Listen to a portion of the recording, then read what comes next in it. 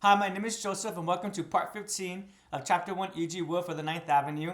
This portion picks up with the Digital Police announcing to Eiji and Logomon that they are the Digi-Police and they have been tipped off to their whereabouts, hence why they're present.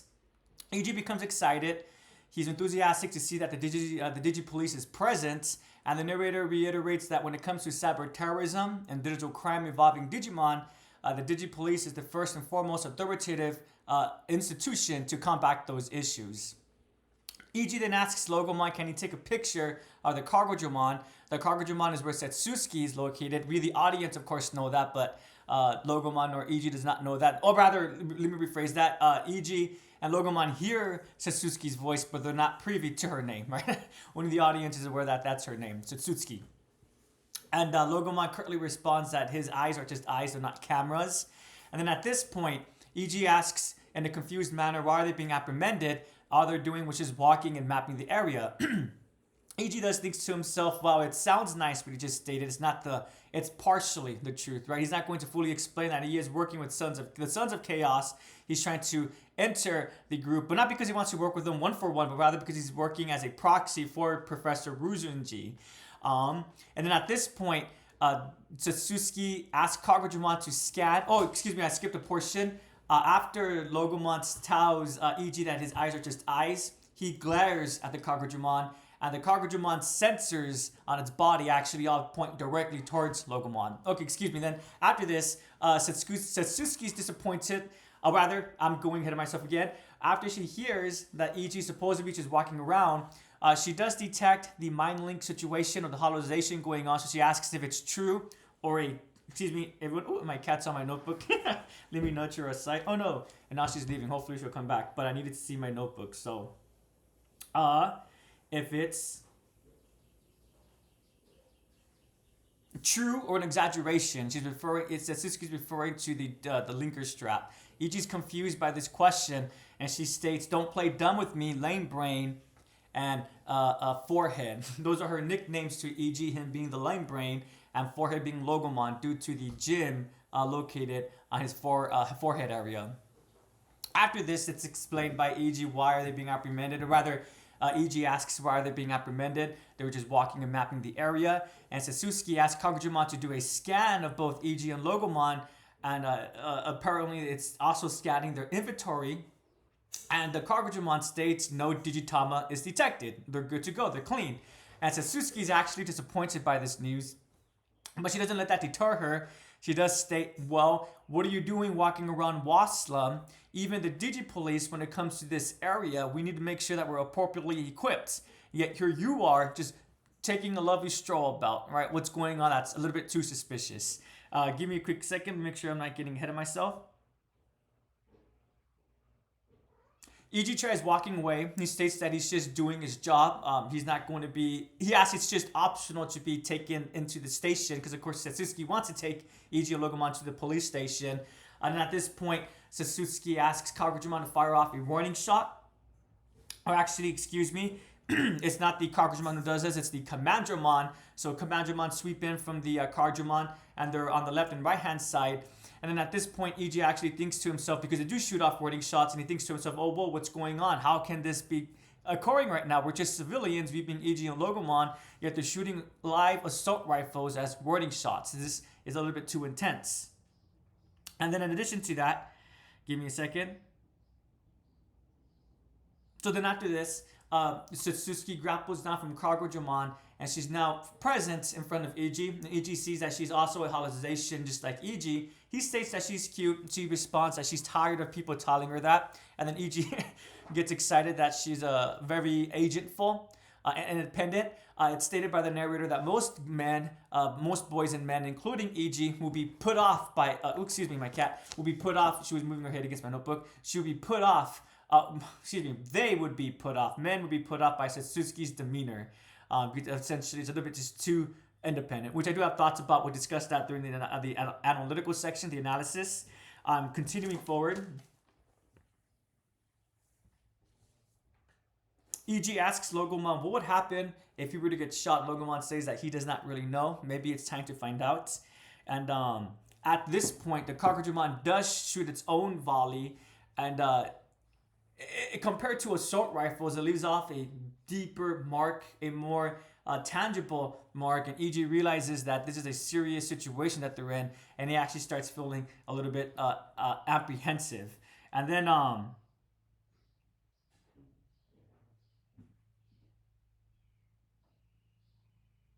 so actually, I did. Sorry, everyone, for this summary portion. I jumped the gun a little bit. Satsuki Oni asks them about the, or rather, Ichi Oni tells them about the walking and mapping after after they've been shot at. So pardon me about that. But now we're now caught up. At this point, Ichi stops conversing with Satsuki after she tells them that this is Waslam. If you guys are present, when we being the Digipolice have to equip ourselves to even walk around here, you must be up to something suspicious. Ichi chooses to disengage from the conversation, and he tells Logomon maybe it's time to get out of here. And then he's shocked to discover that Logomon's not next to him, and Logomon starts attacking the Commandramon, and he utilizes excuse me everyone, my cat's in front of my notebook, a Spiral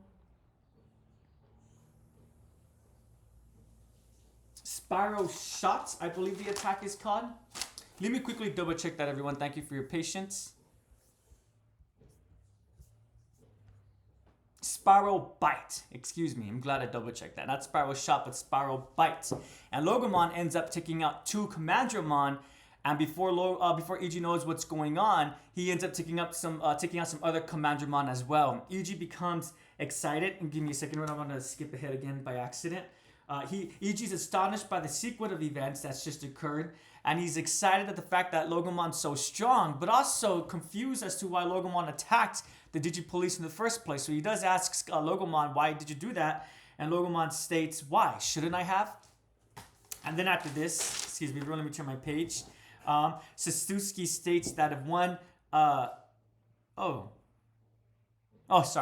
Satsuki states that one interferes with the digital police or obstruction of justice, then they're going to be arrested. And Logomon replies, what kind of rule is that? That rule does not exist in Waslam. The only rule that exists is one needs to be eaten, one needs to eat or be eaten.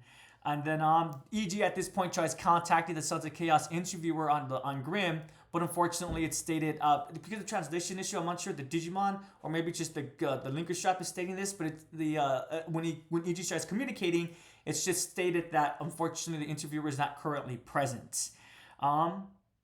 And then at this point, Satsuki rolls up her sleeves of her jacket. I don't know why I did that. Excuse me. I guess because I was trying to show my elbow, so the long sleeve. Anywho, Satsuki rolls up her sleeves, and that's when Eiji notices that she also has a linker strap, the same device that Eiji has. The only difference is that hers is a different color. The narrator explains that Professor Ruzenji, he's actually an advisor to the police department. They said the Metropolitan Police Department, so I'm not sure if this means that he's not working directly with the Digipolice, or because he's working with the police department, he's indirectly working with the Digipolice as well, since obviously law enforcement will be working with both, anywhere that law enforcement needs to be enforced. That sounded funny, but hopefully one knows what I'm referring to. And then so then at this point, Satsuki starts mind linking. So she is hollow eyes, but she starts connecting with her own Digimon, and the Cargrimon starts turning around, and at its rear, the hatch doors open, the bay doors open, and lo and behold, who is in there? It's Nunimon, and he ends up coming out forward, and then the chapter ends. So as always, let's just read the chapter directly. I was going to paraphrase it, but what's the point of doing that when I could just read it verbatim? So her Digimon partner is over there. Logomon looks up at the Cargrimon. Boom! The Cargrimon moves in the sky above. It changes the angle of its rotors, raises its nose slightly, and opens a large hatch at its rear. Something waiting in the cabin. A Digimon peeks out. Nucho. What the hell is that? Eiji is terrified. With a hideous breathing, it shoves itself out of the hatch and falls, thuds, and lands. Numi. It's a huge slug. It's a Numimon. Eiji screams in terror. So I know I probably read that a little bit awkwardly. It's just because I don't usually, when I do read things out loud, I just read it in a regular voice. I tend not to add inflection or tone or anything like that. So this was a interesting part. Definitely compared to the last one, it did feel shorter, but despite it being shorter in length, let me rephrase that. Although the length did was shorter, it did not feel short. I want to edit that word that I used. The reason why I believe it didn't feel short is because of the fact that a lot is occurring in terms of action. Same thing when in part 13. It was slightly a short chapter, but a lot was going on in terms of exposition. So we were getting some great world building and elements of characterization. So let me go to the first quote that I want to focus on. So at the command of the woman with the phony Edo dialect, who seems to be the commander, the Commandment squad split to the left and right and go into motion. Hey, they're firing on us, Eiji states. Eiji cowers, rays of fire cross above his head. Those are warning shots. If you say so, Eiji replies to the Digi Police commander. How in the world is firing full auto assault rifles at full power a warning to civilians? Someone comes down from the Digimon on a rope. A female officer. Eiji breathes a sigh of relief. So I like this quote just because it really emphasizes that the Digi Police, I do believe they have good intentions. They're very forceful with enforcing their laws. They're very forceful with protecting the digital world, or the surface layer of the digital world. I think this characterization of the Digi Police, the fact that, because it is true what Ichi is thinking to himself, right? That's not a warning shot to be shooting off assault rifles, full powered assault rifles, and a warning shot would be just one shot, right? One shot from one Commandment, or better yet, not even a live gun, but like a beam gun of some sort, right? A beam bag gun of some sort, right? Obviously, they're not going to have that in the digital world, I don't think, but one knows what I'm referring to. So I think it's quite important that Eiji is noticing that the Digi Police, or at the very least Satsuki, she doesn't really have any de-escalation tactics. She just comes in, instead of assessing the context, she comes in and she assumes she knows what's going on, sends a Chaos member doing something illegally with cyber terrorism, and she starts engaging, right? So yeah, I do like that this line says a lot about the Digi Police, but also, as always, it emphasizes characterization about Eiji, the fact that he is observant, he is astute. It's a really great point that he's pointing out. How is this a warning shot?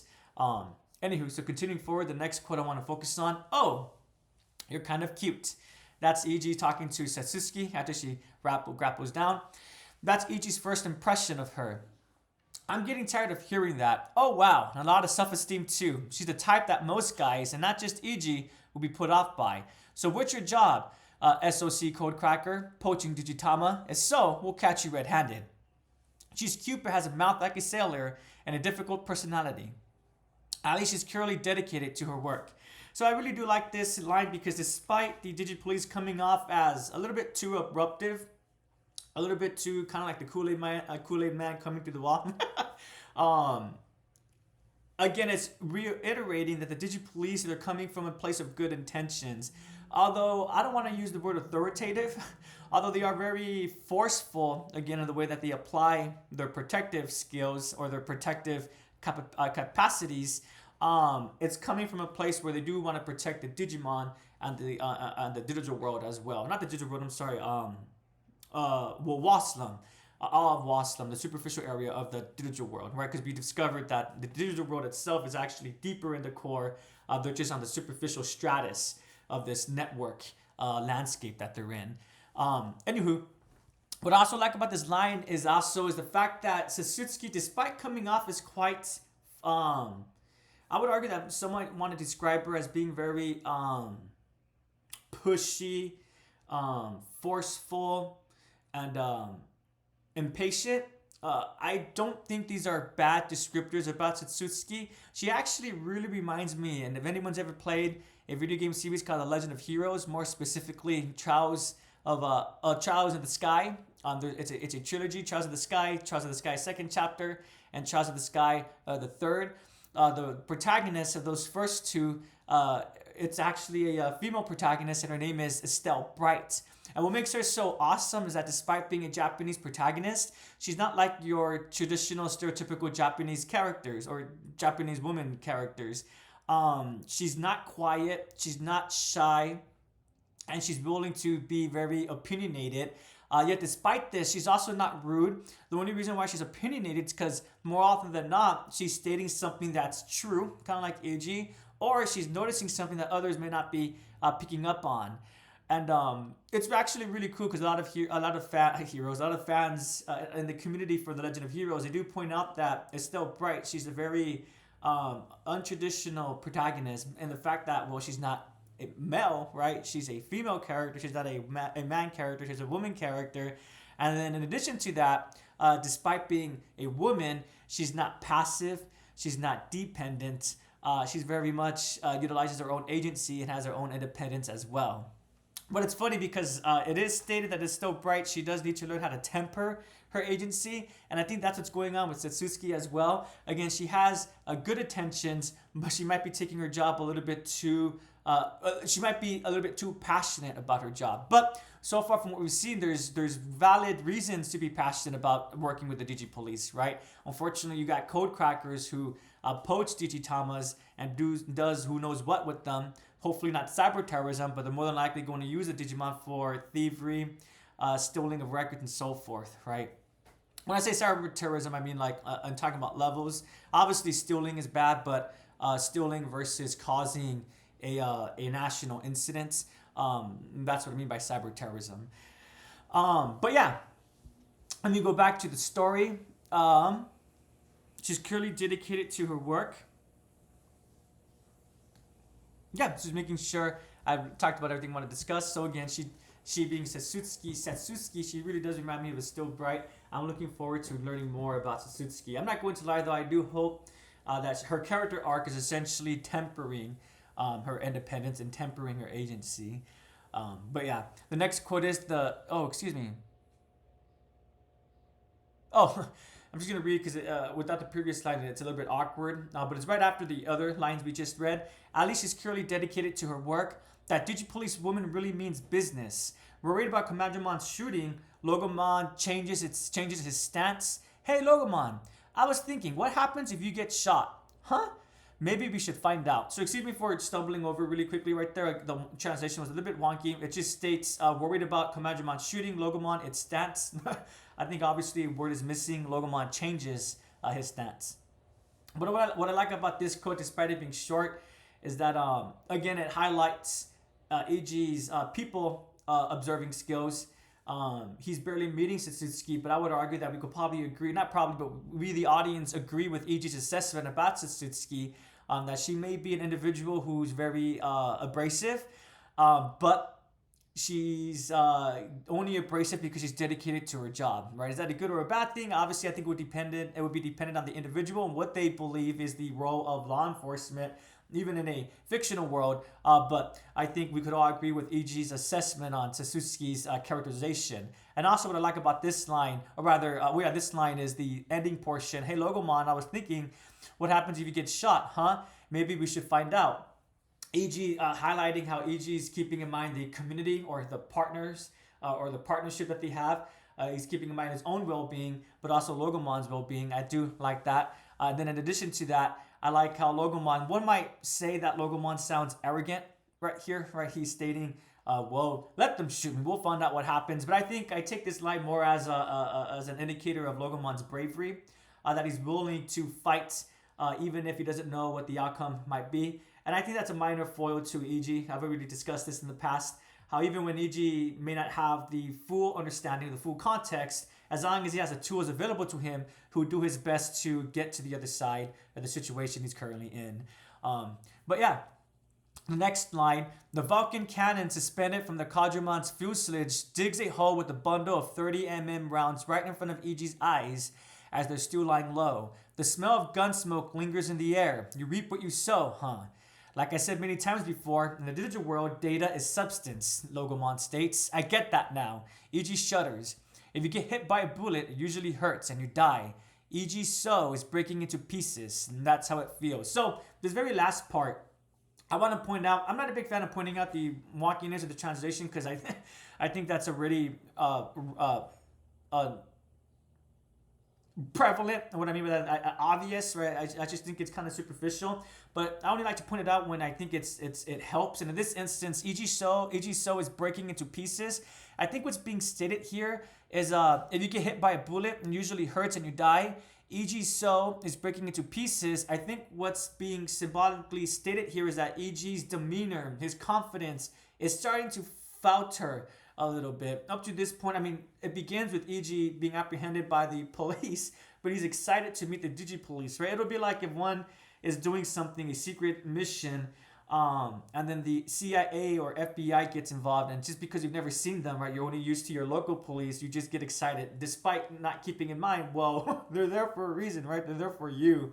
Um, um, so excuse me, sorry. Oh so for Eiji, I think I know it keeps being stated that Digimon are alive, and instances like this as well, where data is substance. It needs to be reminded to Eiji that even though they're in the digital landscape, it's still very much a realistic landscape. Then again, I think I'm sure, or I'm hopeful that we have the original translation that will be stated and explained a lot more organically and naturally. But yeah, I just wanted to quickly explain that last part. Let me go back to the beginning of this quote though.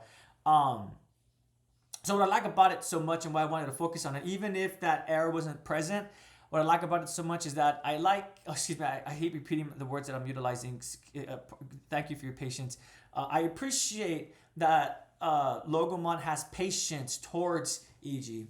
Again, I think it's quite clear that Logomon, and I know it's a bit of a paradox, but I think Logomon, he has patience, but he's also impatient as well. And what I mean by that is, quite easily, Logomon could have responded with, Eiji, I've told you already, this is real. Whatever happens to you here, it's going to carry on over to the real world. Digimon are alive, Eiji. How many times must I remind you? Rather than having a rude or even a curt response for Eiji, Logomon just explains. Like I said many times before, in the digital world, data is substance. I know one might also can maybe argue that, like I said many times before, in the digital world, right, that portion at the beginning, that's Logomon being curt, but I don't believe so. I think if we heard Logomon's tone of voice, he wouldn't be like, as I said many times before, Eiji. I think we'd just be like, oh, I stated many times before, like I said many times before, in the digital world, data is substance, right? Just kind of information, a statement helping Eiji to understand the situation that he's in, or giving him more information to solidify his comprehension of what's going on. So again, I like this line because I think it adds proof, textual evidence to Logomon's. He does his best to be patient, but obviously he does become impatient. And then also what I like about this is it reveals Eiji's serious nature as well. Again, I know he seems silly, a little bit childish at points, but there's been many points in the story where he's been proven to be very astute. And I think at this instance, once we begin chapter 2, we're going to get a different Eiji. An Eiji that understands and acknowledges that the digital world is essentially like the real world and vice versa. The only difference between the two is just the organisms living within both of these worlds, right? In one, you have just digital monsters, and the other one, the real world, you have humans, the animal kingdom, humans, and other kinds of birds, animals, mammals, reptiles, and so forth. And for Eiji to finally slowly coming to grips, Eiji So is breaking into pieces. That's how it feels. That's textual evidence to support that Eiji, despite his childish outlook, when push comes to shove, he's ready to put in effort when it needs to be put in. Hopefully that makes sense. I know I started trailing off a little bit at the end, but yeah, that's why I'm a big fan of this. Well, not a big fan, but that's why I did enjoy this line and why I wanted to share it. The next line was, "What was I doing?" AG stating this, "What was I doing? I was walking. I was mapping the area while walking. It's academic research into the digital world." AG raises his voice. While it sounds nice, he's not exactly lying. "You what?" "Kagujimon. There is no sign of Digitama in the captured Digimon," Deputy Squad Leader. Kagujimon reports the search results. In other words, they were just taking a stroll through Wasalam, as they claimed. Sasuke makes a disappointed noise. The noisy deputy squad leader is clearly disappointed. Even though the Sons of Chaos is a dangerous codecracker group, you can't arrest them just for that. Even if you pick them up for minor faults, they cannot be prosecuted. So this emphasizes Eiji's astuteness, his um his skills at communicating well, an objective. In this instance, I know they're just talking verbally, but Eiji's having a not a conversation, but a bit of a debate with Satsuki, right? He's stating right here what's going on. All we did was just walk. But Eiji knows that's not the full truth. But of course, as I stated earlier in this video, he's not going to say the whole truth, right? We're taking a walk because I'm trying to enter the Sons of Chaos group officially, but not because I want to join them out of my own free will, but because I'm actually assisting someone you may know because he's in the public eye, Professor Ruzenji. Eiji just gives enough information where it's a white lie, essentially. If one doesn't know what a white lie is, there's truth within it. It's just either one is not completely telling the full truth or they're leaving out, well, actually, that's just it. They're just leaving out bits of the truth. So in this instance, for example, what was I doing? I'm just walking. It's academic research into the digital world. He's leaving out the part where he's doing this because of the middleman, because it's a mission given to him due to joining the Sons of Chaos. So he leaves out that portion, but he's obviously referring to the professor when it comes to the academic research, right? So I think this just shows that Eiji is not as dumb as other individuals claim that he is. And even if no one in this part told Eiji, well, besides for Satsuki, she called him a lame brain, but I think she would probably have a short fuse with most people.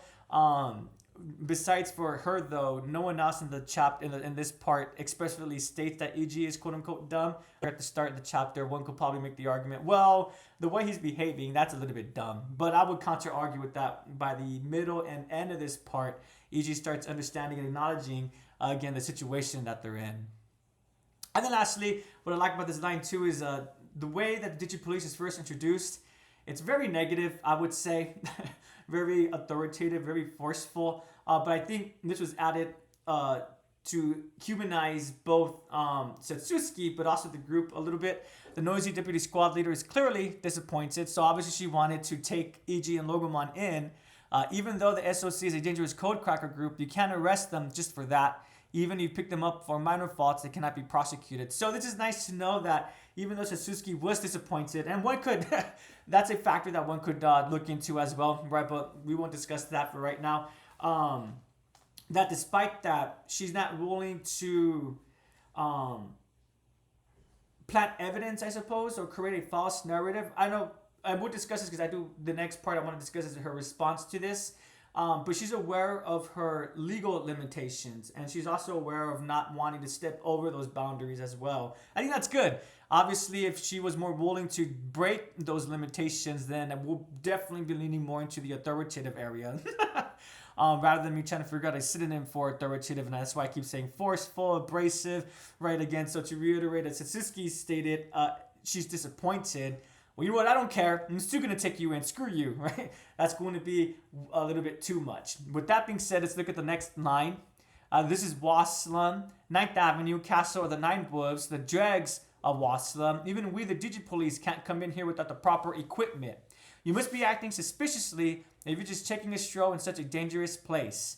It's no use. That woman's beyond high-strung. Eiji gives up on the conversation. So one might want to do the kind of argument to what I just stated with the previous quote. Well, Joseph, this line, she is forcing her will upon Eiji and Logomon. And my kind of argument to that would be, well, we need to keep all the context in mind. They being the Digipolice, were tipped off. Obviously, they were tipped off by the interviewer, the Sons of Chaos interviewer, to make the test for Eiji and Logomon harder. But essentially, what I'm trying to state is that Satsuki did not just come. She wasn't patrolling on Kagurumon, and then all of a sudden she saw Eiji and Logomon. She's decided to go harass them, right? She came here for a specific purpose because they were tipped off that suspicious activity was going to be occurring due to two individuals, Eiji and Logomon. And they were tipped off due to the Sons of Chaos, the interviewer. She has reason to be not taking Eiji's word and just taking off. She has reason to disbelieve him a little bit and try to figure out the truth of the matter. Is that a good or a bad thing? I'll leave it up to the individual. But I think it's quite awesome that Digimon Secrets is able to set this up where we being the audience, can have a conversation. Well, Satsuki, you are a little bit too authoritative, or Satsuki, you're doing your job in such a way that you do keep the community in mind, and your passions being utilized appropriately, right? But yeah. And then lastly, it's just a minor element, but it's no use. That woman is beyond high strung. Eiji gives up on the conversation. Again, just more evidence for Eiji's people reading skills and also his observation skills as well. He understands that he's going to be speaking to a brick wall. It's best just to end this conversation and do something else. So then the next quote, the deputy squad leader of the Digi Police's voice turns upside down on itself. That the tip they received was a trap, you could forgive them for thinking so, but it is Eiji who is even more astonished. Two fully equipped Commandmon in an instant. Logomon, you're super strong, but wait. No, why did you mess with the police? Eiji is left scratching his head again and again. Why? Shouldn't I have? Logomon coos and twists his neck in a dog-like gesture. The Commandmon tries to re-encircle Logomon from a distance while retrieving the fallen comrades. So, this... So it begins with what we've been stating already, right? Eiji, his childish nature is always at the forefront. He's impressed by Logomon, and it's not until after he takes into the information into consideration that he realizes, oh wait, but this conclusion doesn't make any sense. I'm glad I was able to see you, Logomon, exhibit your strength, but you're fighting the police. What's going on? Don't be doing that, right? Again, characterization to express that Eiji is astute, observant, and quite clever, I would say. Even if he is a little bit, again, childish, he's able to push aside those childish mindset at times when needed and focus on the important information. And then also what I like about this line is that, one, I'm not going to lie, I was shocked when Logomon attacked the Commandmon. When Eiji was saying, talking to Logomon, and then he asks Logomon, and then he looks to his side, and Logomon is gone. And then he does Spiral Bite. I was shocked just because I think they being Logomon and Eiji, they could have continued this conversation even if Eiji finally met this brick wall, right? But then to have this line, why shouldn't I have? Logomon coos and twists his neck in a dog-like gesture. I think this is evidence to suggest that Logomon has been away for such a long time that things has changed, not just in terms of the landscape or the buildings, but also laws and institutions. And I'll come back to that idea with the last quote that we look at. But yeah, so I think this is textual evidence to suggest that Logomon was not being antagonistical. He was defending himself, and I think the reason why he just attacked is because he's a fish out of the water, or a time man from a different dimension, or a time traveler from a different time era. He's used to Victorian settings and Victorian laws, but he's been awakened in the 21st century. Again, we'll come back to that idea with the next quote, which we'll look at right now. Actually, before I do that, let me make sure. In other words, with Logomon, the reason why he attacked is because he's protective and he's territorial. Right? Kind of like the shift from the past, from feudalism into a more modern government institution. Logomon doesn't realize that we no longer go by land, we go by instead. I'm struggling to express. We no longer go by. One does not just get money through owning land and having people give you that land. We also make money through professions and careers and jobs and everything like that. Hopefully that makes sense. Excuse me. Yeah, let's go ahead and go to that last line, and I'll discuss what I mean by a time traveler from a different era, or a fish out of water. If you mess with the police, you'll be arrested. There's no such law in the digital world. The rule in Waslam is eat or be eaten. So I think this is setting up. We being the audience, we're already aware that Logomon has been away for quite some time. This has been confirmed by Chumon. Despite his disappearance for a long time, people still do remember who Logomon is, even if he's not in his evolved form. He's in his quote-unquote younger forms. So I think the reason why Logomon attacked the Digipolice is because he doesn't realize that the Digipolice have a specific purpose. And what is that purpose? To combat cyber terrorism.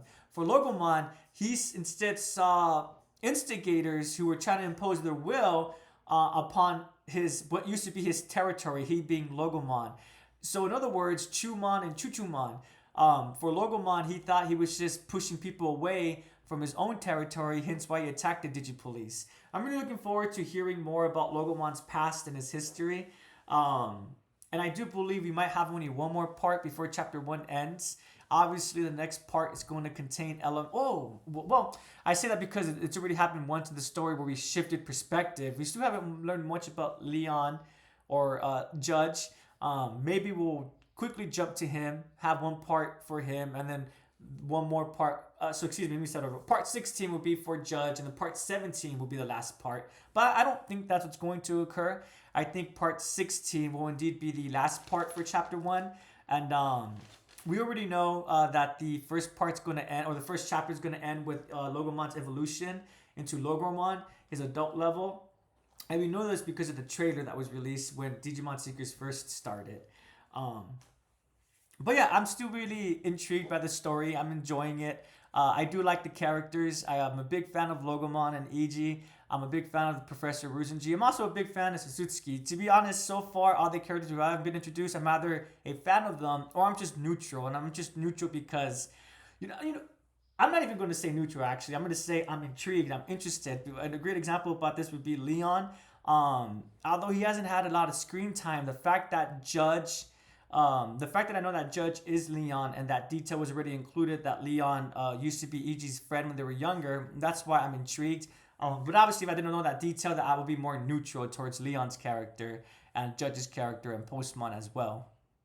But yeah, hopefully you're also still reading Digimon Seekers. If you are, please do let me know what's your opinions on it. Let me know do you have a favorite character so far? For me, it is Logomon. I just like his personality a lot. And also, I really do enjoy Eiji too. For me, so far, it'll have to be Logomon, Eiji, and Sasutsuki. But I'll definitely come back to that question once the first chapter has ended completely. Let me make sure I've looked at everything that I want to look at and discuss. And yeah, thank you so much for your patience, everyone. I appreciate it. See, I started my cat with that. Yeah, it's probably said it a bit too loudly. I hope you have a prodigious day and take care. Thank you for watching. I do appreciate it.